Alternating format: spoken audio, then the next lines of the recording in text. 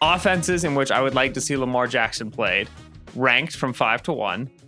In order to qualify for this, you have to like be generally decently, potentially likely to want to get a franchise quarterback, a veteran franchise quarterback. Okay, that's what I was going to ask. All right. Like Houston is not on this list, despite the fact that like Houston would be like, we will do anything for Lamar Jackson to come here, right? This is kind of like more fun than that.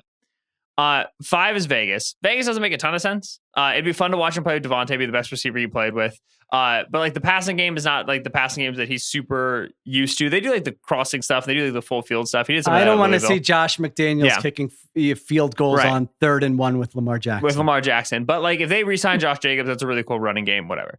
4 is the Jets. The Jets could be sick, right? Because they have great like space and isolation players, right? So you get Garrett Wilson involved. You get Corey Davis involved, right? You get Elijah Moore, and you start to really like operate with speed and stress in space. Part of this conversation is going to be like a referendum on the Greg Roman offense, kind of what Lamar's offense has been over the course of his career. One of the issues with the Roman offense in Baltimore is that they go heavy and condensed to run, which doesn't maximize a player like Jackson. By pulling people into the box, you're not creating space for Lamar to really like thrive. What you want to do is you want to spread. Right. And Lamar inherently is going to be better in a system where you're pulling guys out of the box and you're making such that if Lamar makes one guy miss, there's room to operate as opposed to all these extra tight ends, these extra fullbacks. So with the Jets, you would see like a spread team. We don't really know who the Jets OC is going to be, but with their wide receiver talent, you spread the field out. You get Garrett Wilson, Elijah Moore, like one-on-one matchups. That feels great. And then when Lamar keeps it, he's more dangerous. So Jets are at 4. Okay, hold on. So this is what I was going to ask you because Greg Roman gets killed. I understand it.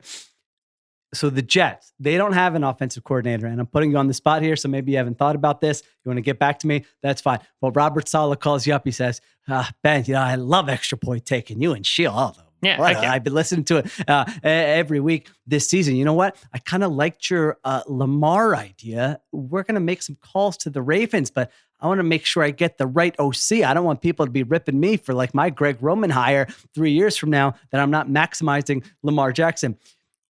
It doesn't have to be an OC. It can be an OC. What type of, you just mentioned kind of what type of scheme, but are there people out there? It could be people who already have jobs or whatever that you would say, I want to see Lamar Jackson play for Coach X if he's on a team like the New York Jets.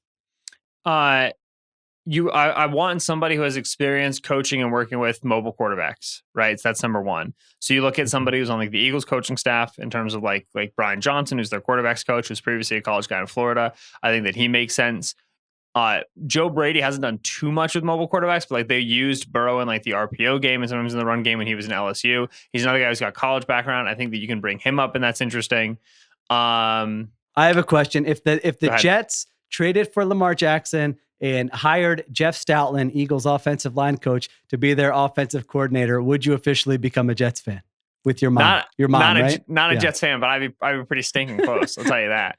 I also think that somebody that could be good for Lamar is somebody from the Rams Shanahan coaching tree. And here's why.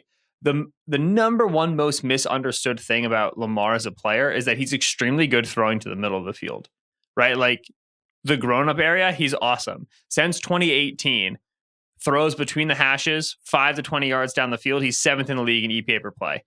It's like Rodgers, Burrow, Breeze, Stafford, Lamar, with like Ryan Tannehill and Jimmy Garoppolo in there because of the offenses that they play in, right? Like this is like, he's a grown-up. Like there was always this theory that he couldn't process and like he doesn't know how to like make mature throws. And like all over like the Louisville film, he's just like layering throws over linebackers. It's where he's best. He's not as good outside of the numbers. And that's what Roman would like ask him to do, like throw these 9 balls, throw these outbreakers.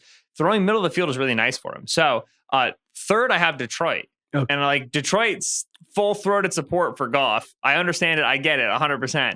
However, if a Lamar becomes available, you have to reassess. And then do we really want to go this route, or maybe we go a different route? And I think that like that offense that works that middle of the field with play action, I think would benefit Lamar greatly. Number 2.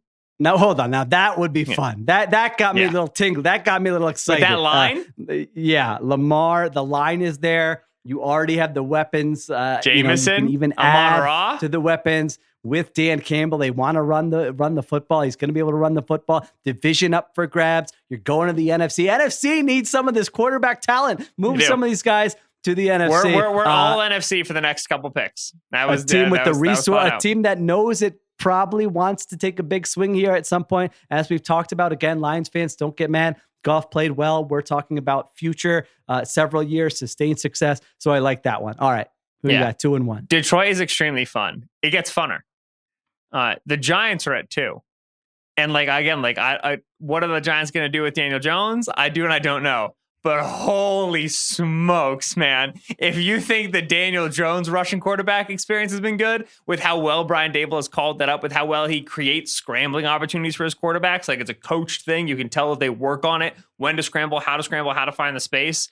Yeah. Lamar Jackson with the Giants is a ton of fun. Now, obviously, they need to get better at wide receiver, right? You don't want to just stick Lamar from one bad wide receiver room to another bad wide receiver room. You get Wan'Dale Robinson get a good free agent in the building. Re-sign Saquon. Get Saquon and Lamar in the same backfield. That's a tall order, baby. I think with how well Dable's been at coaching up these mobile quarterbacks, I think him with Lamar would be so much fun. Okay. And number one, to me by like a mile, is the Atlanta Falcons. Lamar with Atlanta. Firstly, just like the vibes would be great. Like Vic number like part 2, that experience would be incredible. That's number 1. Number 2, the work that Arthur Smith does in terms of opening that middle of the field, finding creative ways to run the football, changing guys in the backfield, creating interesting running lanes. Like Arthur Smith's one of the great run game designers in the league right now, period.